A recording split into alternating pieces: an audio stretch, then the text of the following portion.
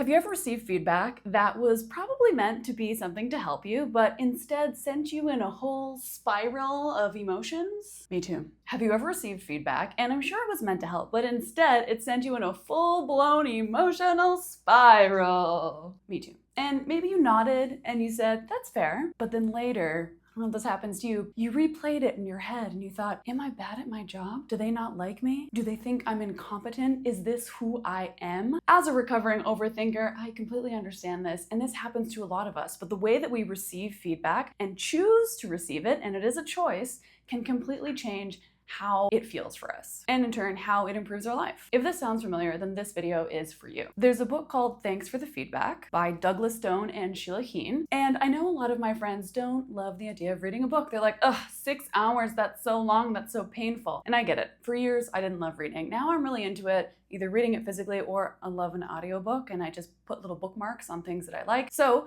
instead of you having to take X amount of hours, instead, I will regale you with the gems of this book in mere minutes instead. I want you to be able to get the information from these books that has helped me so much and that has helped tons of other people so that you can apply it into your life without necessarily having to read the whole book. Let's jump into it. First, we'll start with why does it matter? Most of us don't struggle just because we're bad at feedback. Usually we struggle because we personalize it, we catastrophize it, or we reject it immediately to protect ourselves. And as someone who is a recovering perfectionist, this is definitely something that I did a lot. And when we have these reactions, when those things happen, it stops being helpful feedback and a helpful learning, growing moment, and it turns into this threat or pain that we're now going to have to deal with. And it can really feel like it's a threat on our identity, on who we are, if we aren't ready to think about feedback in different ways. Now, here's the thing. If feedback always feels destabilizing or like it's chipping away your confidence or your relationships and honestly hurting your willingness to grow, then here is the golden nugget from the book. Feedback isn't inherently dangerous.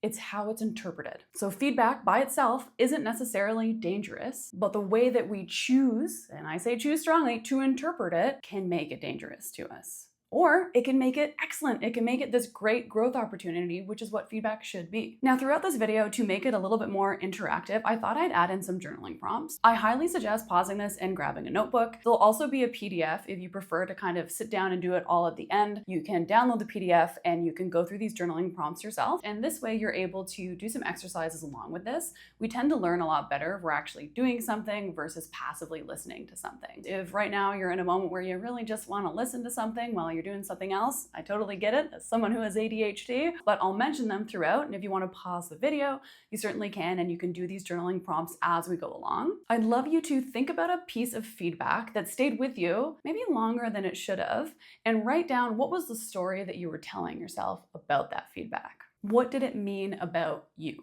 A concept that's important in this book is the big reframe. We often will tend to sort of bias towards feedback being one thing or all the same thing, when really it comes in lots of different forms. It also serves very different purposes, and it can also meet very different needs. And most of the pain that we feel from feedback comes from mixing those things. It's when we get it wrong of where it's coming from. Now, before I go deeper, I want to give you 4 things to think about. These 4 things, if you remember nothing else from this video, these 4 things are wonderful to think about and apply to your life around the idea of feedback. If you watch nothing else, watch this. Number 1, feedback has different flavors. Not all feedback is asking you to change something about yourself. Sometimes feedback is just saying, I see you. Number 2, understanding feedback doesn't mean that you agree with it. Your first job when getting any kind of feedback is understanding it, not necessarily compliance. Just get curious about that feedback. Number 3, feedback is input, not imprint. It is something that should inform you. It does not define you. And number 4, I love this because experimenting is something near and dear to my heart. You don't have to decide right away if this feedback is right for you, if it's gonna work, anything like that. Just experiment with it. You're allowed to try some feedback on without marrying it. Go on a date with that feedback instead. And if those 4 tools really landed with you, then honestly, you have more in your arsenal than you already think. Here's another journal prompt for you. Which out of those 4 would you say you struggle with the most and why? Awesome. Okay, more details of the book so you can get more of the wonderful gems that I found along the way of reading it. Let's jump into the 3 types of feedback. There are different sort of flavors of feedback that the book outlines, and once I started realizing this, it was very interesting to start taking note of it when it happened in my life. The first one is appreciation. I think sometimes we forget that a positive thing is also feedback. So those are those moments that make us feel connected, and they can also make us feel motivated. Like when your boss says, "Great job," or your parents say, "I'm proud of you." It's something that says, "I see you, I see how hard you're working, you matter, your efforts matter." And when we don't get appreciation, it tends to make us lazy, because if we're not being recognized for the hard work that we're doing, we're not going to feel as motivated to do it. So for instance, let's say at work, you're killing it, you're going above and beyond, you're doing all the things. Honestly, you're working at the next level, really. You're basically doing manager level work, but your boss never appreciates it. Your boss never says, "Wow, you're really going above and beyond. Thank you so much for all of your help." This is going to make you tired and lazy, because at a point you're just going to be like, why am I bothering to put in all this effort if it's never recognized? Coaching is the next kind of feedback, and it's supposed to help you grow, improve, or change something about what you're doing currently. It often can come with emotions and is common in relationships, but also work environments. And this is that wonderful zone where learning can happen, where learning can take place from that feedback. An example of this might be you just did a presentation and maybe you get some appreciation from your boss, but your boss also says, "So I highly suggest maybe slowing down a little bit, maybe add some pauses within your speaker notes so that you aren't rushing too much. I felt like sometimes you were racing through the speech." Great, very specific area for me to grow. And the third one, and this is one that I really didn't think about a lot, is evaluation. This tells you where you stand, the ranking, your rating, performance reviews, consequences. Now, evaluation isn't bad, but it's more likely to threaten our identity more easily. So it's something to be aware of. And this is actually one of the common areas where we experience a lot of pain. Sometimes we will actually think that evaluation is coaching. Can you see why, if you mixed up which kind of feedback you were getting, it could cause you some pain? Most of us can experience pain when we think that we're getting evaluation, but really we were just getting coaching.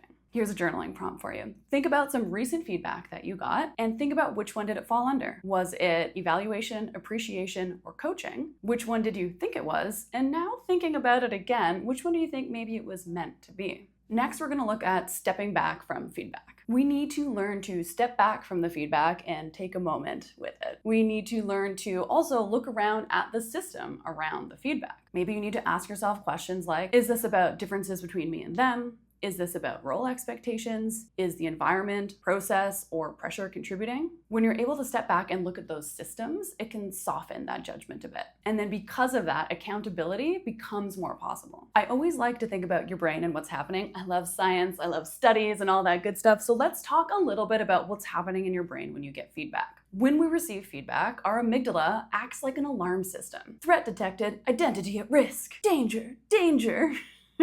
Our frontal cortex is the part that helps you reason, contextualize, and decide what are we going to do next? What are our next steps? But when emotions are high, access to that kind of clarity is really low. So if you've ever thought, wow, why am I acting so strongly? It's because you're human and because you have a brain. It's totally normal. Here's a journaling prompt for you. I like to think about this.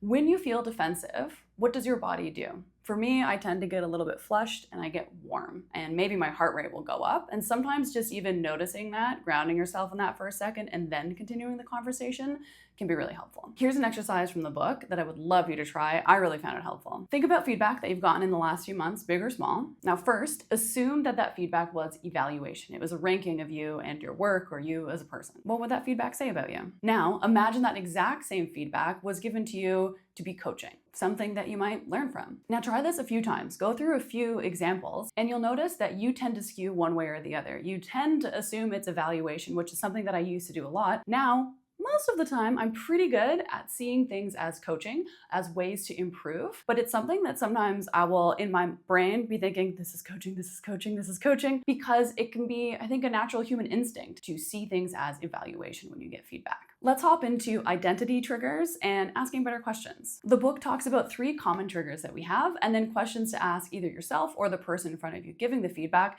to better understand it or to internalize it in a different way. Truth trigger is the first one. So this is it true? So let's say that someone is giving you feedback. Ask for more details. Ask for more clarity around this. Can you give me an example? Or even, what did you see? Get more clarity on it. Find out exactly what the experience was. And this is also something that I like to think about for myself. When people are giving me feedback, in my head, I'll think, where's the evidence? Is this true? Before being like, I'm terrible, and taking this personally. The second one are relationship triggers. This feels personal. So let's say someone in a relationship is giving you feedback about your communication style. Ask yourself, What am I doing to contribute to the dynamic between us? What kind of things am I in control of and can either change or choose not to change? Number 3, identity triggers. And these ones are dramatic, and it gives you that feeling like, am I doomed? Am I terrible? But instead, don't worry. Ask yourself, what could I change? What could I do that could change this? And you can ask yourself internally or this person in front of you, get some suggestions from them while they're giving you this feedback. These questions will help you move from defense to learning. Instead of putting up walls, they're going to get you to question and think about critically, okay, well, what else could I do? Get into a problem-solving mindset, a growth mindset, instead of a fixed mindset. Speaking about fixed mindsets and growth mindsets, now we're going to dive into growth identity and the second score. One of my favorite ideas from this book was definitely the second score. You really cannot control the feedback that you get, whatever it is, whether it's true, whether it's not, whether it's about something at work or in your relationship. You can't control what feedback you're going to get, but what you can 100% of the time control is how you react. What steps do you take next? That's all on you, and that's your second score. So even if the first score feels like an F, so your first score is that presentation was really long and boring and you talked a lot and F, I then give myself a second score for taking that in and asking questions about how I can improve. And next time I'm doing a presentation, thinking about that feedback and thinking about how can I make this more interesting? How can I make this more visual? I'm gonna practice this and practice slowing down when I speak or practice adding different vocal variety into it, whatever it might be. I am gonna give myself an A+ on how I reacted to that feedback. So let's say you get an evaluation. Whatever you do to cope with the evaluation is your second score. And in the long run, that second score matters so much more. It's just like how we have knee-jerk reaction, ideas or thoughts or judgments in our head about things in life. Sure, we have that immediate thing, but then we choose what that next thought is and what that next move is. Here's another journal prompt for you. Think about a piece of feedback that you got recently. How did you handle it? What score would you give yourself on your second score? And what could you have done to get that score to an A? And the next section, we'll talk about don't decide, experiment. Let's say you got some feedback and you're not sure that it's right. It doesn't have to be right for you to try it on. You can still try on the feedback and see if it improves things, see if it works for you. And this is especially true when the stakes are really low or when the potential for learning is really high, then it's always worth the experiment. But try on the feedback even mentally, not because it's right, not because you know that it will help for sure, but because it's possible that it'll help. And sometimes you can even experiment in your head. Ask yourself, how could I be different given this feedback? What would that look like? What would change if I acted as if this were partly true? Curiosity is always safer than certainty. All right, let's close this up and do a little bit of reflection. A growth identity or a growth mindset isn't always about getting good feedback. It's about staying intact and whole no matter how that feedback shows up. You're allowed to be complex. You're allowed to be learning. I hope you're learning. And feedback is just one source of information. And one person's opinion, perception, experience, it is never the final word on who you are. So here's our final journal prompt. What is a piece of feedback that you've gotten in the last while that maybe after listening to this, you're ready to hold with more curiosity instead of judgment? If you like this video and you want to have more videos like this about books so that you don't have to read the whole thing, like and subscribe. Put a comment down below of maybe a book you've always been interested in reading but never got around to. I'm gonna keep coming out with more ideas on communication and growth and just chasing that knowledge because it truly is what I love. But know that you're not alone. We're all just humans out here doing the best job that we can. I think it's beautiful when we're able to support each other and give each other feedback. And it's so important to take the time to think through things before we react, because truly the only thing in our control is how we react and the next steps we take. Have an amazing day. We'll put this at the beginning earlier.